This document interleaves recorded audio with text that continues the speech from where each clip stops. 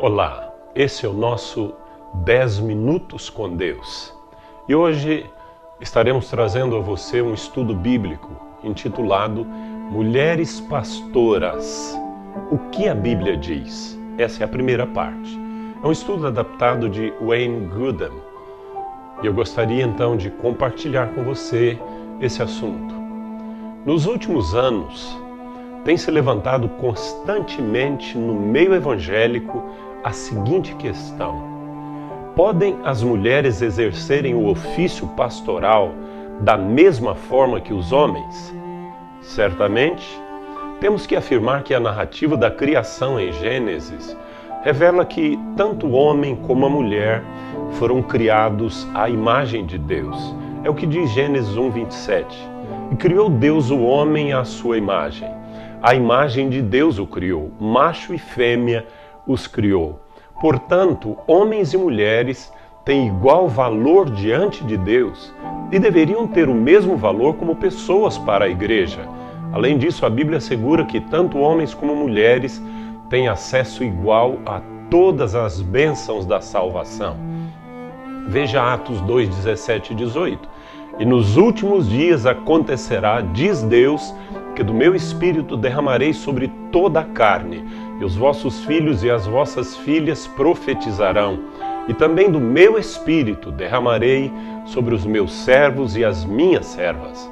E ainda Gálatas 3:28 diz: nisto não há judeu nem grego, não há servo nem livre, não há macho nem fêmea, porque todos vós sois um em Cristo Jesus. Isto é visto de modo notável na maneira que Jesus dignificou e respeitou as mulheres em seu ministério terreno. No entanto, infelizmente existem igrejas evangélicas que não reconhecem essas verdades e assim não dão às mulheres o devido valor. Como consequência, a igreja tem sido roubada dos dons espirituais que Deus concede às mulheres.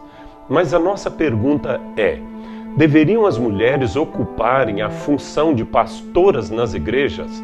Para responder esta pergunta, gostaria de levantar as seguintes considerações. A primeira é: poderia a mulher exercer autoridade sobre o homem? Observe o que a Escritura diz em 1 Timóteo 2, de 11 a 14. A mulher aprenda em silêncio com toda sujeição.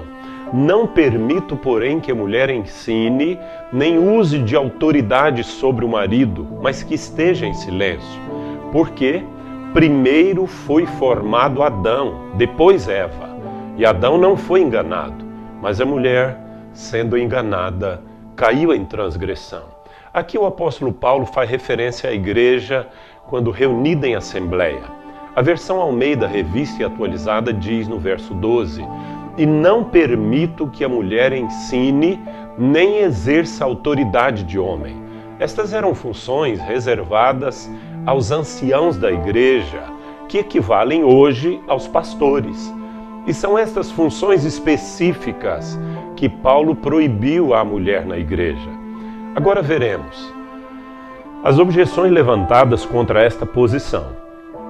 Alguns dizem que este texto se aplica a uma situação específica, em que as mulheres estavam ensinando heresias na igreja de Éfeso. Mas, por favor, não existe nada claro sobre isso. É apenas uma suposição. Mas além disso, Paulo acrescenta no verso 12, na tradução da linguagem de hoje: não permito que as mulheres ensinem ou tenham autoridade sobre os homens. E ainda mais, a razão que Paulo dá para a proibição é outra completamente diferente da suposição mencionada. Ele faz referência à situação de Adão e Eva antes da queda, antes de haver qualquer pecado no mundo. Paulo diz no verso 13, porque primeiro foi formado Adão, depois Eva. Então o apóstolo fala acerca do que ocorreu por ocasião da queda. Ele diz no verso 14, e Adão não foi enganado, mas a mulher, sendo enganada, caiu em transgressão. Portanto, estas razões não foram limitadas a uma situação na igreja de Éfeso, mas aplicam-se a toda a igreja em todo o tempo. Mas existem outros que dizem que Paulo fez esta proibição, porque as mulheres do primeiro século não tinham um preparo adequado para ensinar ou governar a igreja. Mas essa não é a razão por que Paulo disse que as mulheres não devem ensinar ou exercer autoridade sobre os homens. A razão que Paulo dá aponta de volta para a criação, quando ele disse, porque primeiro foi formado Adão, depois Eva, e Adão não foi enganado, mas a mulher, sendo enganada, caiu em transgressão. Sendo assim, por que querem basear um argumento numa razão que não foi dada e ignorar aquela razão que foi dada? Além disso, essa objeção ignora a realidade da igreja primitiva e o contexto de sua época. Treinamento formal não era exigido da liderança cristã. Lemos em Atos 4,13 que as autoridades judaicas, vendo a ousadia de Pedro e João, informados de que eram homens sem letras e indoutos, se maravilharam e tinham conhecimento de que eles haviam estado com Jesus. Aqueles que usam o argumento da falta de preparo, algumas vezes são incoerentes quando apontam mulheres como Priscila, que exerceram ministérios na igreja primitiva. Este ponto é importante quando relacionamos com 1 Timóteo 2. Paulo menciona Éfeso em 1 Timóteo 1,3, que era a igreja de Priscila e Áquila. Foi nesta mesma igreja que Priscila ajudou Áquila a instruir Apolo por volta do ano 51 AD. Foi uma instrução particular e debaixo de cobertura do marido. E provavelmente ela tinha aprendido do próprio Paulo durante os 3 anos que ele ficou em Éfeso, ensinando todo o conselho de Deus. Ainda que o casal tenha ido mais tarde para Roma, tudo indica que estivesse em Éfeso em 65 AD, quando Paulo escreveu a primeira carta a Timóteo. Portanto, 14 anos depois que Priscila ajudou a instruir Apolo, Paulo ainda não permite Priscila ou qualquer outra mulher ensinar os homens na assembleia pública da igreja. A razão não era falta de instrução, mas a ordem da criação que Deus estabeleceu entre homens e mulheres. Essa é a nossa primeira consideração. E a segunda consideração é: poderia a mulher exercer o governo na igreja? Vamos considerar agora o texto de 1 Coríntios 14, 33 a 37, na nova tradução da linguagem de hoje, que diz: como em todas as igrejas do povo de Deus, as mulheres devem ficar caladas nas reuniões de adoração. Elas não têm permissão para falar. Como diz a lei, elas não devem ter cargos de direção. Se quiserem saber alguma coisa, que perguntem em casa ao marido. É vergonhoso que uma mulher fale nas reuniões da igreja. Por acaso, a mensagem de Deus veio de vocês? Ou será que veio somente para vocês?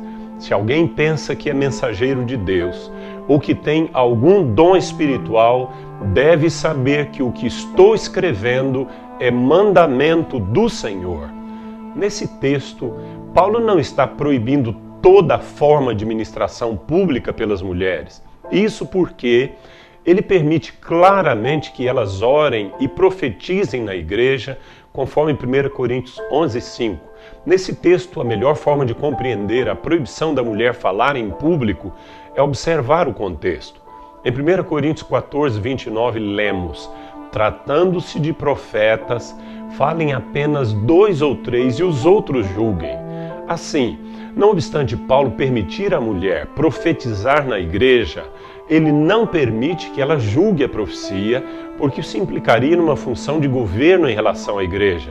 E como já foi dito acerca de 1 Timóteo 2 e agora em 1 Coríntios 14, a Escritura aponta para o governo da igreja tendo sido entregue ao homem e não à mulher. Agora a nossa terceira consideração é a ligação entre a vida familiar e a igreja.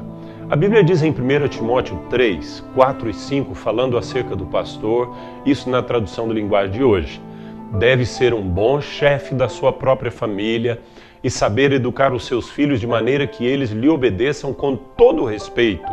Pois se alguém não sabe governar a sua própria família, como poderá cuidar da igreja de Deus? Um outro detalhe.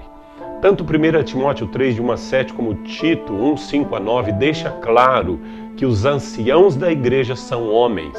1 Timóteo 3, 2 e Tito 1, 6, lemos que o bispo, supervisor ou presbítero deve ser esposo de uma só mulher. O fato é que há uma ligação entre a vida familiar e a vida da igreja. E por causa dessa conexão, é inevitável que o padrão de liderança familiar reflita o padrão de liderança na igreja e vice-versa. Por outro lado, se o padrão de liderança feminina fosse estabelecido na igreja, isso inevitavelmente traria pressão sobre a mulher, forçando também o homem a abrir mão da liderança no lar. Isso contraria princípios bíblicos. Gostaria de acrescentar aqui um detalhe. Os neurocientistas já concluíram que os homens controlam melhor seus sentimentos e emoções, estando mais aptos para a chamada inteligência emocional. Não seria essa uma habilidade natural dada pelo Criador? Passemos então à quarta consideração, ou melhor, na próxima parte desse estudo. Então, que Deus lhe abençoe e que o Espírito Santo lhe ilumine cada vez mais. Amém.